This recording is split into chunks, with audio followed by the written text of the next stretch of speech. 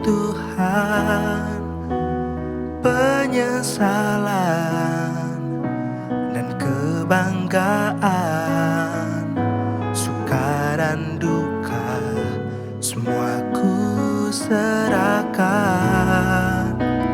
Yang telah lalu, yang akan datang, hasrat dan harapan yang terbayang, masa depan dan rencanaku, semua ku serahkan dalam tanganmu.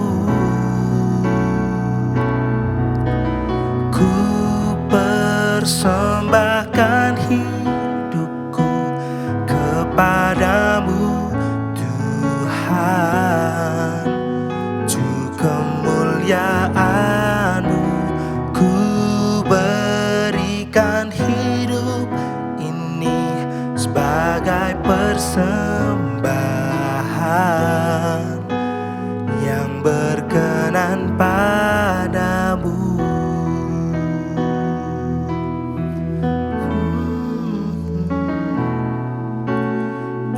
Ini aku, semua milikku, ku serahkan padamu Tuhan.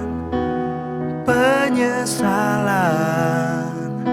dan kebanggaan, suka dan duka, semua ku serahkan.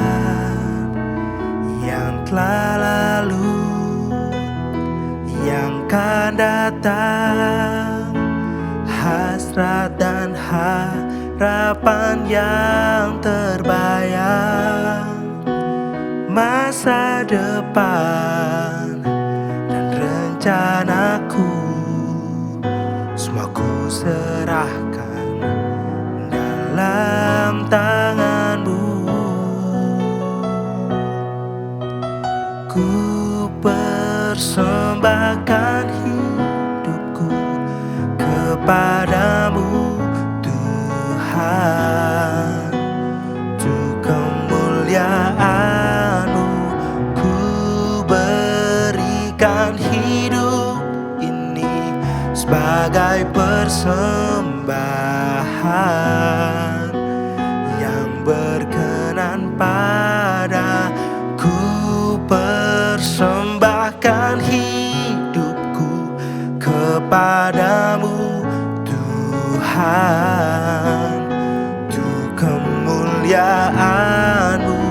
Ku berikan hidup ini sebagai persembahan yang berkenan padaku. Persembahkan hidupku kepadamu Tuhan, untuk kemuliaan-Mu. Ku berikan hidup ini sebagai persembahan yang berkenan padamu, yang berkenan padamu, yang berkenan padamu. Oh, oh. Ku persembahkan hidupku Tuhan kepadamu Yesus Tuhan. Oh, oh. Yesus.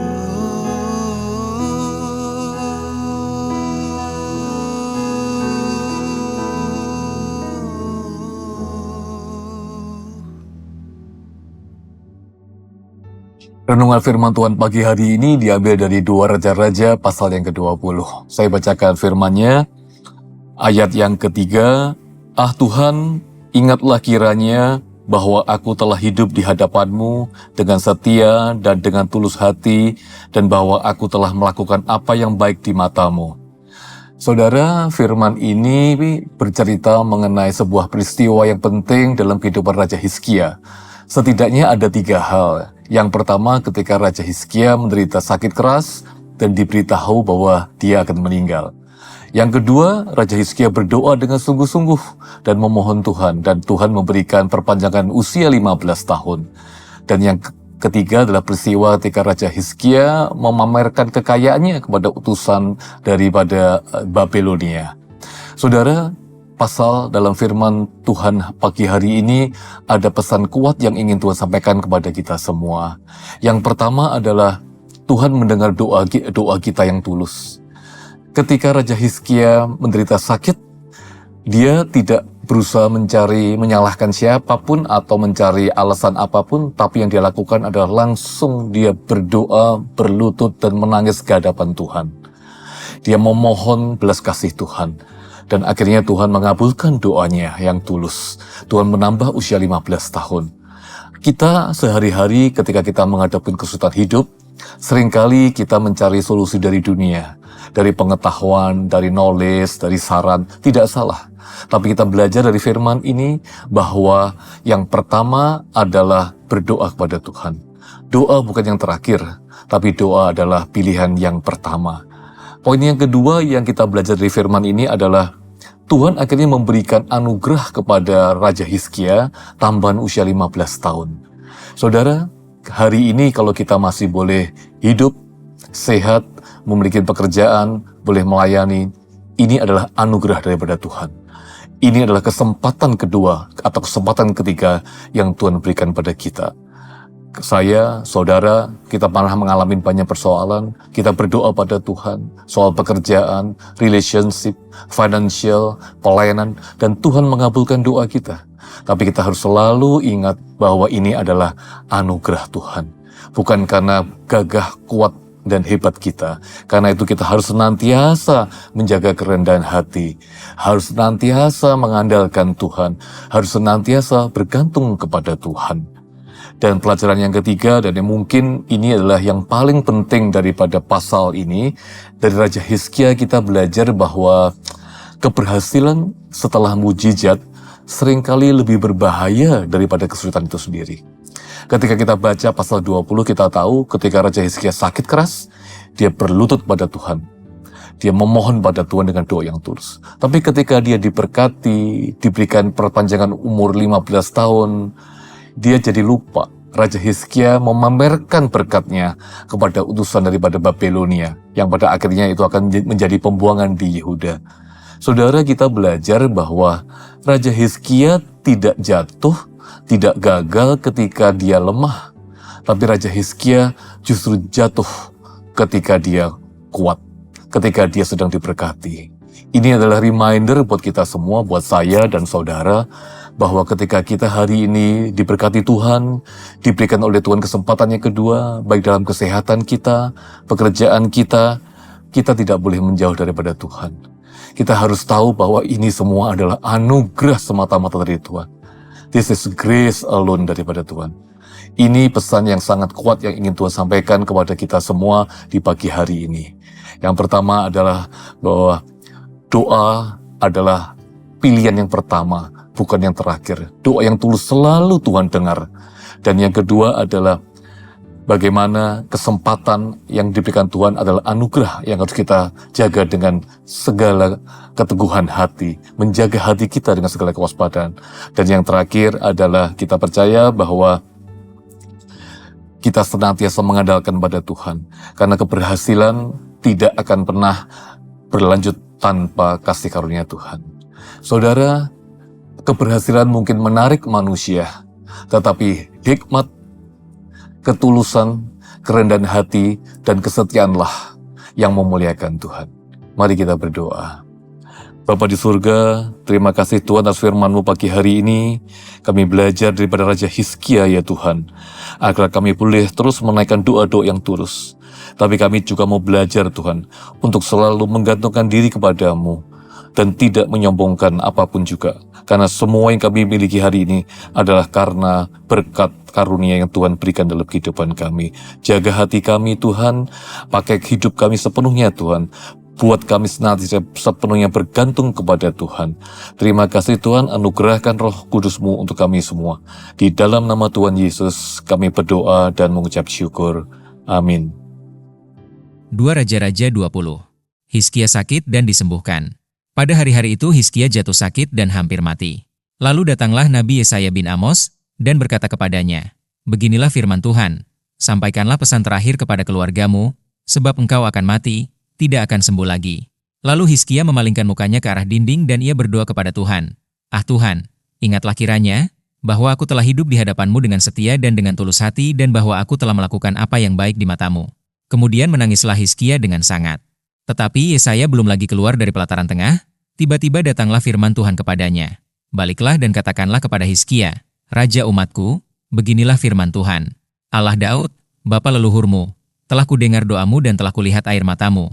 Sesungguhnya aku akan menyembuhkan engkau, pada hari yang ketiga engkau akan pergi ke rumah Tuhan.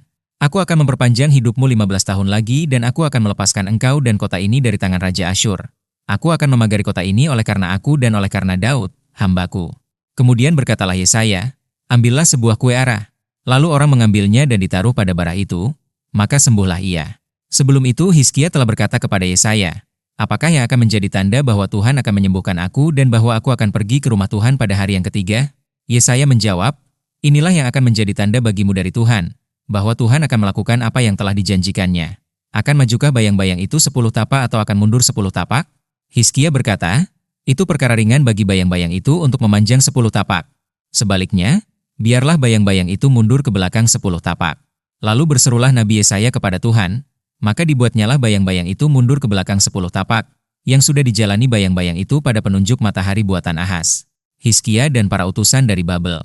Pada waktu itu Merodah Baladan bin Baladan, Raja Babel, menyuruh orang membawa surat dan pemberian kepada Hizkia, sebab telah didengarnya bahwa Hizkia sakit tadinya. Hizkia bersukacita atas kedatangan mereka. Lalu diperlihatkannyalah kepada mereka segenap gedung harta bendanya, emas dan perak, rempah-rempah dan minyak yang berharga, gedung persenjataannya dan segala yang terdapat dalam perbendaharaannya. Tidak ada barang yang tidak diperlihatkan Hizkia kepada mereka di istananya dan di seluruh daerah kekuasaannya. Kemudian datanglah Nabi Yesaya kepada Raja Hizkia dan bertanya kepadanya, "Apakah yang telah dikatakan orang-orang ini? Dan dari manakah mereka datang?" Jawab Hizkia, "Mereka datang dari negeri yang jauh, dari Babel." Lalu tanyanya lagi, "Apakah yang telah dilihat mereka di istanamu?" Jawab Hizkia, "Semua yang ada di istanaku telah mereka lihat. Tidak ada barang yang tidak kuperlihatkan kepada mereka di perbendaharaanku." Lalu Yesaya berkata kepada Hizkia, "Dengarkanlah firman Tuhan. Sesungguhnya, suatu masa akan datang, bahwa segala yang ada dalam istanamu dan yang disimpan oleh nenek moyangmu sampai hari ini akan diangkut ke Babel. Tidak ada barang yang akan ditinggalkan, demikianlah firman Tuhan. Dan dari keturunanmu yang akan kau peroleh, akan diambil orang untuk menjadi sida-sida di istana Raja Babel." Hizkia menjawab kepada Yesaya, "Sungguh baik firman Tuhan yang engkau ucapkan itu. Tetapi pikirnya, asal ada damai dan keamanan seumur hidupku." Selebihnya dari riwayat Hizkia, segala kepahlawanannya dan bagaimana ia membuat kolam dan saluran air dan mengalirkan air ke dalam kota. Bukankah semuanya itu tertulis dalam kitab sejarah Raja-Raja Yehuda? Kemudian Hizkia mendapat perhentian bersama-sama dengan nenek moyangnya. Maka Manasye, anaknya, menjadi raja menggantikan dia.